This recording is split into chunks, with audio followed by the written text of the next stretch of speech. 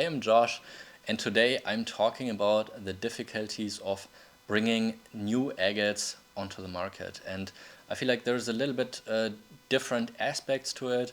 I want to talk a little bit about my own experiences, but also a little bit about just like general logistics and what can make it difficult. So there's two things I think to the main topic of it.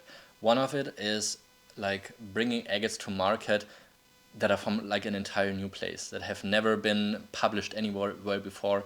And of course, that's always like a super exciting new thing.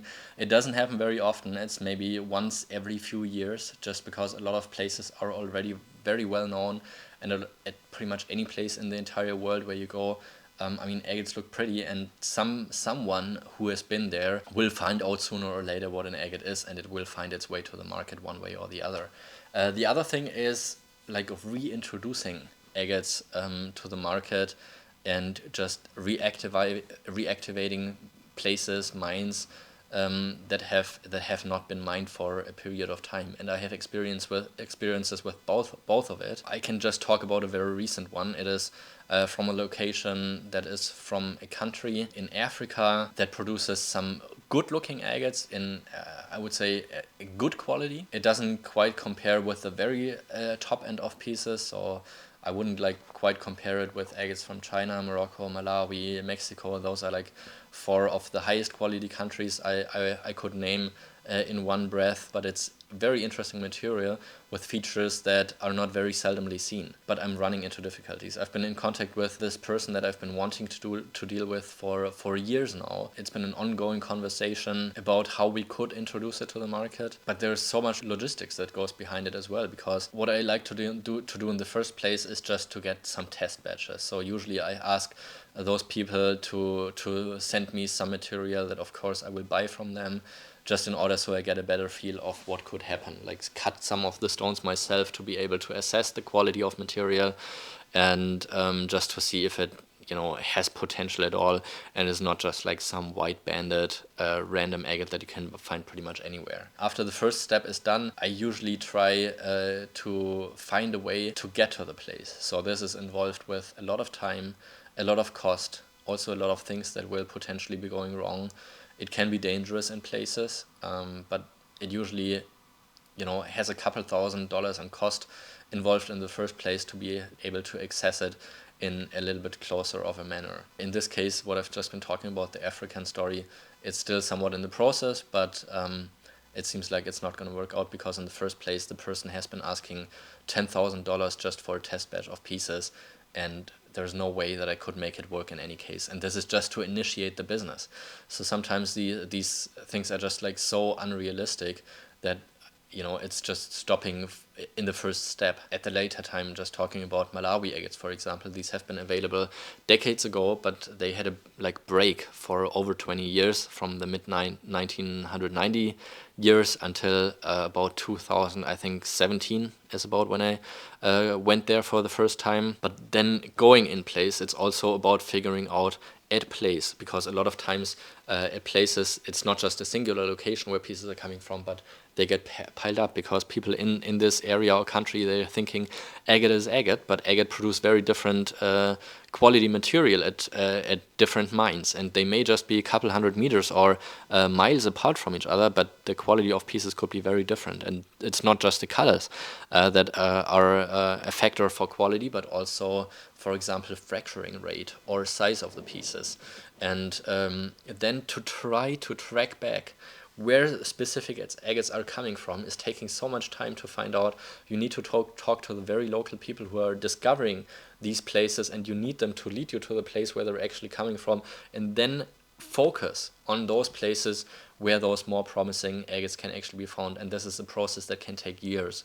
I've been in Mozambique, where the Swazi agates are coming from, 3 times, trying to figure out which agates are coming from, but it has been an exhausting process, and I think I by now have been giving up on the place, just because it's also a very dangerous country to go to. The politics are not very stable. There's a lot of crime And I personally have been in dangerous situations, almost being scared for my life in some situations where I've been threatened with people wanting money or saying otherwise they will hurt me. It's just something I feel like I'm too old now to expose myself to situations like that. For example, so for Mozambique, they just get imported by bulk by a befriended dealer to South Africa. So they cross the border to South Africa after a pre-selection of material. So the agates in Mozambique, they just get piled up in large storage units. Then they get to South Africa by the container after already having been pre-selected in Mozambique. And then I fly out to South Africa to regrade the material and see what is suitable for my market. So it's a long process and would be so much easier if I would be going directly to the source in Mozambique and trying to figure it out, but it's just not worth risking my life for it. And also sometimes it's just very difficult to work with people. You know, when there's money involved, they get envious.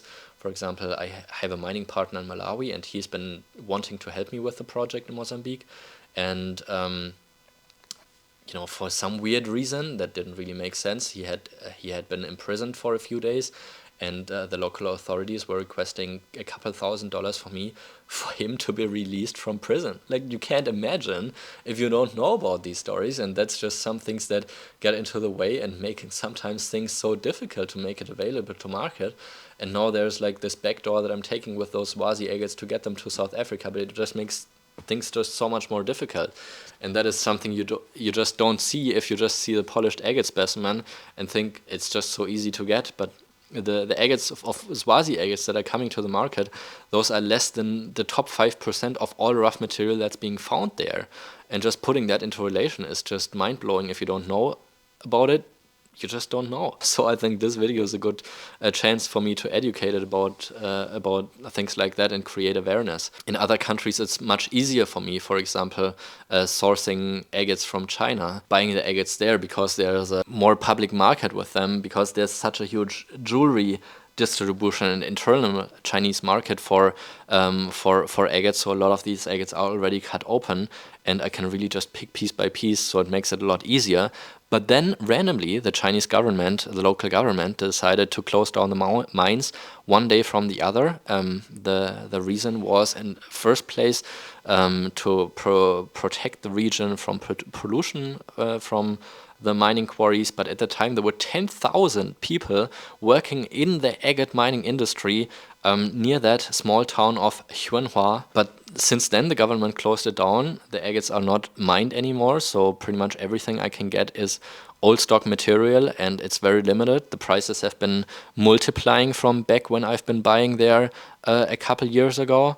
So the market situations change very much, and these are difficulties I run into at some places.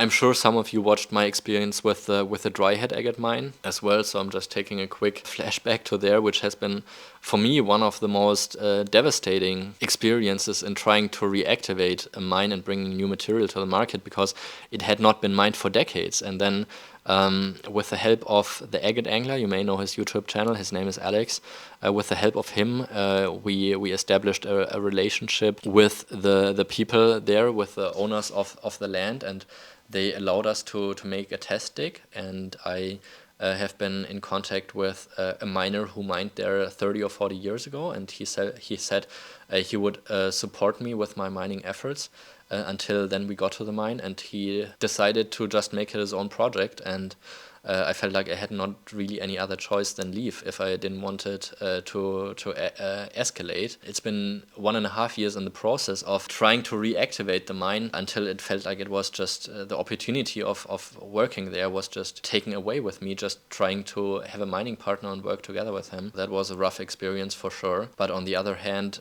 dry head agate hadn't been mined for decades, and I had the luck of getting in touch with another miner that I've also been knowing for a very, very long time. And now thinking back, maybe I should have started to work with him on reactivating the mine.